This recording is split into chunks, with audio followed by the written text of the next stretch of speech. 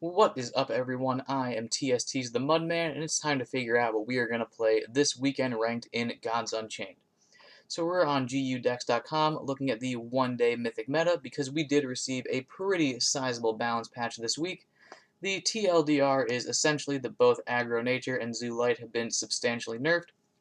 Aggro Nature has lost two of its premier AoE buff cards in Penumbra Howler as well as Sing Song Satyr, and Zoo Light has lost one of its best early game creatures in Home Guard Protector, as well as its best AoE buff card in Prayer of the Desperate.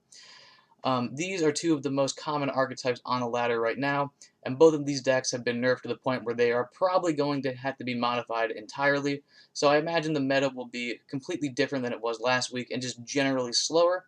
However, there are a few powerful archetypes that we know are strong from the past couple of weeks that are essentially unchanged. Those archetypes are Anubian Death, Relic War, all forms of Deception, as well as Control Light. But luckily, there are a few simple tech decisions you can make for your deck to greatly improve your matchups for those aforementioned archetypes, and let's take a look at some of those tech cards now. So the first one is Gleam Weaver. This one is pretty self-explanatory. It's obviously very good against Anubians, which will probably be much more popular this week than last week, considering it's very strong and did not get nerfed. This removes some of the key Anubians from their void so they can't bring them back indefinitely. It's also very strong against Control Light because you can remove your opponent's Radiant Embalmers or their Inescapable Duties, or both, and just turn off their big value loop. The other tech decision you're going to want to think about this weekend are just front lines in general. Relic War is a very powerful archetype. They make big relics and hit you in the face with them. So if you can just consistently play front lines every turn, they can't hit you in the face, and therefore they can't win. Front lines are also pretty powerful against Hidden Rush Deception. Obviously, Hidden Rush Deception can Orpheos distract one of your front lines and then still hit you in the face. But if they distract one of your creatures, then they can't hide their own creature, which means you can interact with it and potentially destroy it. And then, of course, if you have multiple front lines on the board at one time, they can't hide both of them, so they will be forced to interact with your creatures, and Hidden Rush Deception really would rather just interact with your face and not your creatures. So when you start your weekend run, if you see a lot of War and Aggro Deception, throw in some bonus front lines into your deck, and if you see a lot of Control Light as well as Nubians, you're going to want to slot in a couple of Gleam Weavers. But now that we've talked tech, let's look at some specific decks that you might want to play this weekend ranked event. Alright, let's start things off with Aggro Deception. This Aggro Deception list was made by Nakarub. And Aggro Deception did receive a nerf in this most recent balance patch. Looting Thespian now only buffs for +1 attack, which means it's probably not worth running. But there are still lots of powerful hidden creatures and lots of creature buffs, so you can still go face very effectively and make your creatures very hard to interact with.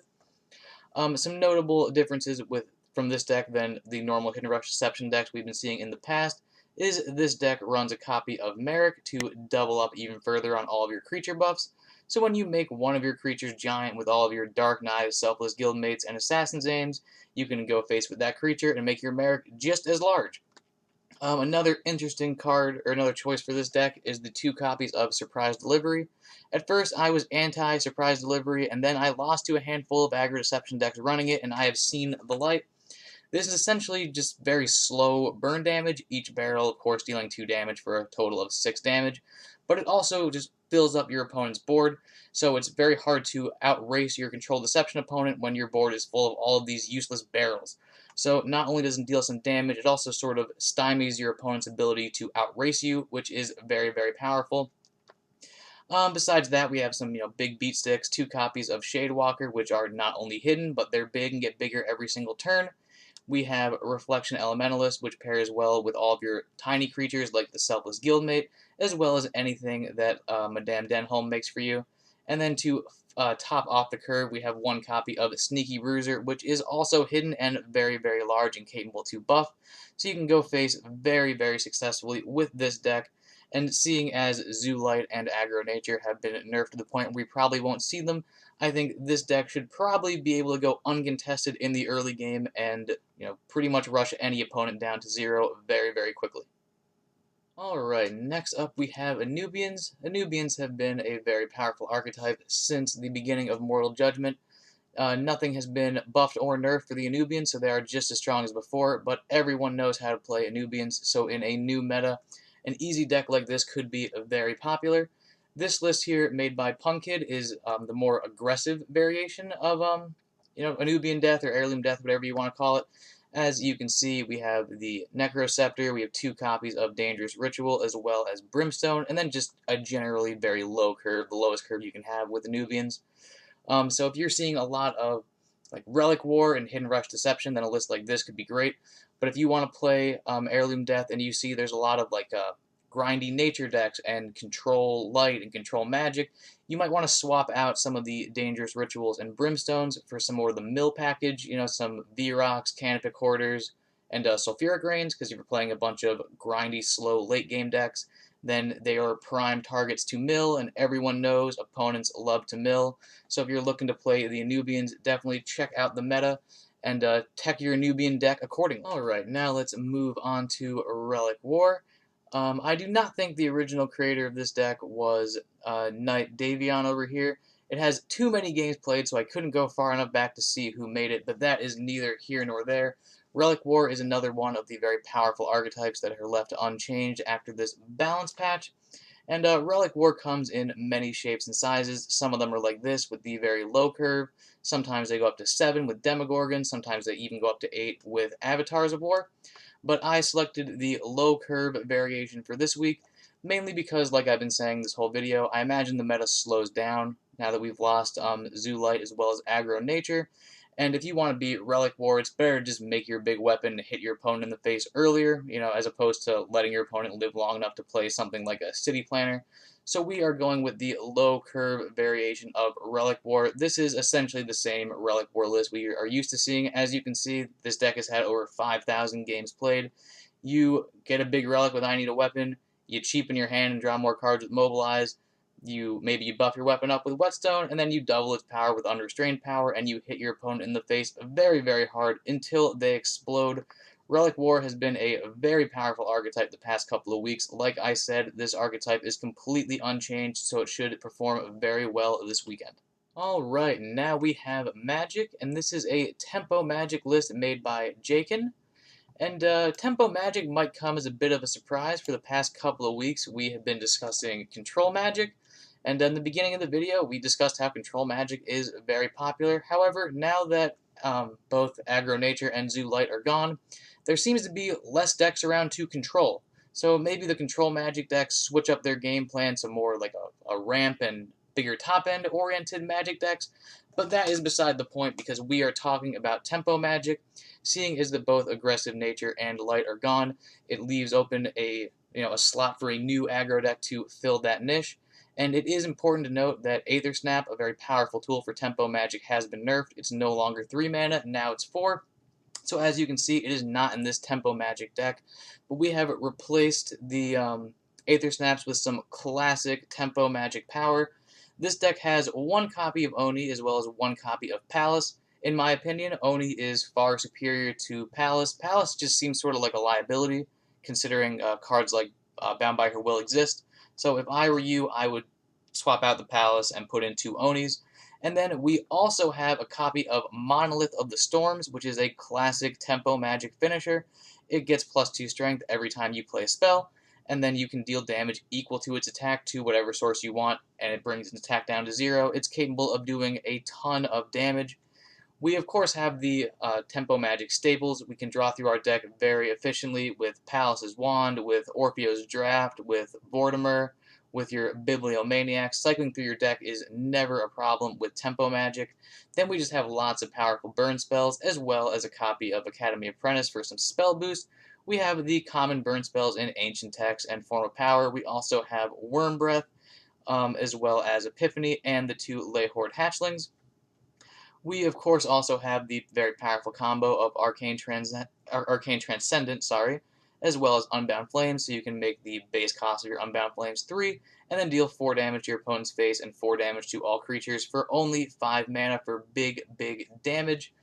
All in all, Tempo Magic is a very fun archetype. There is a void to be filled in the aggro deck slot, so Tempo Magic could be a great choice for that deck. So if you are looking to burn your opponents down and kick it old school with some Onis and some Monolith of the Storms, then a deck like this one could be great for you.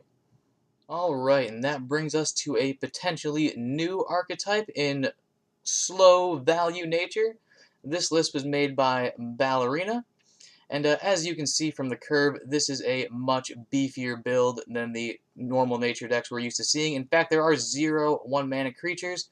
This deck predominantly tries to stall out the game, control the board, generate lots of resources, and overwhelm your opponent with said resources.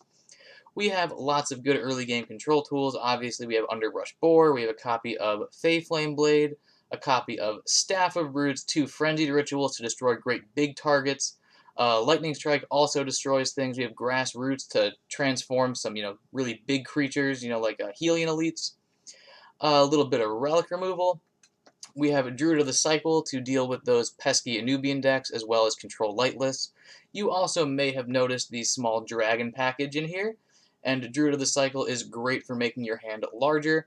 It cycles itself with its Echo creature, and it also adds an Injured Sprout to your hand, so playing a Druid of the Cycle actually just makes your hand bigger, which is perfect for those dragon synergies.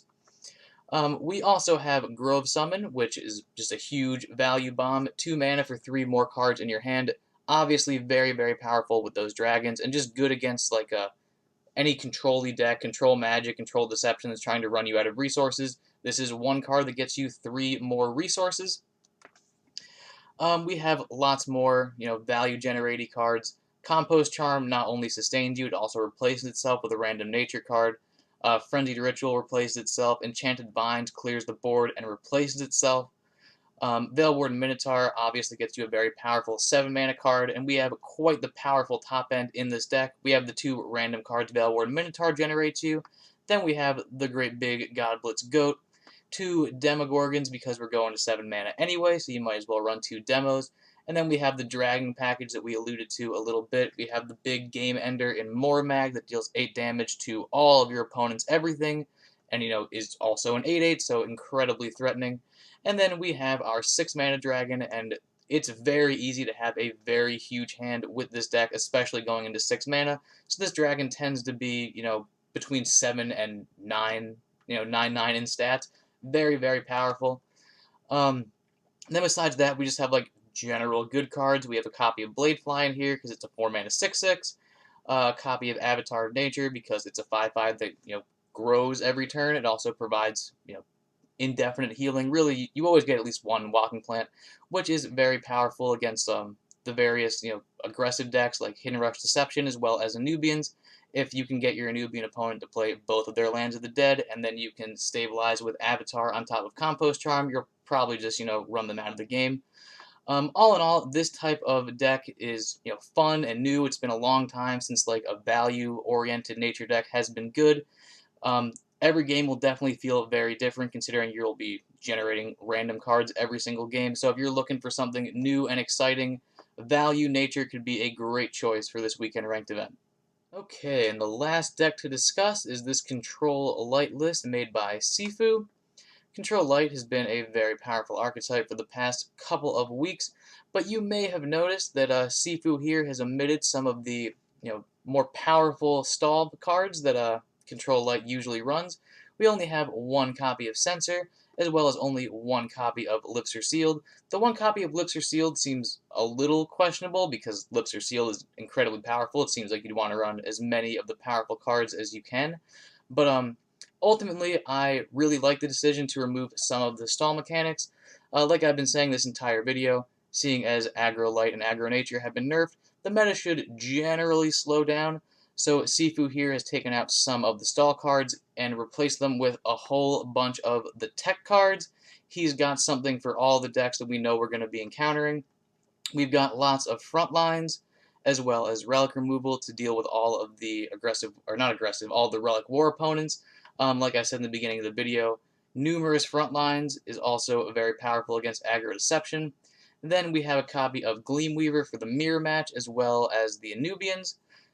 So this deck should play very similarly to any other Control Light list you've played in the past, but it's already teched out and ready for the weekend, so if you're a fan of Control Light, a list like Sifu's here could be a great choice. Alright, it is conclusion time. We've thought about the meta, we've clicked through every tab, we've rolled our eyes at the Anubians. What is the deck to play this weekend ranked event? Well, in my opinion, The answer is Aggro Deception. This deck is essentially unchanged, it's incredibly fast, and the only other decks that can compete with it in speed have been nerfed, but if you're looking for something fun and new, there's always that value nature. Every game should be different. Fun new archetype, but whatever deck you go with, try to have fun, tell us how you did in the TST Discord, and have a wonderful day. Hey you! Did you know that subscribing to the TST YouTube channel will increase your win rate by 6.9%? So what are you waiting for? Subscribe to the channel and hit the bell for notifications. And while you're at it, equip Scythe of the Harvest and attack the like button directly in the face. Bye-bye!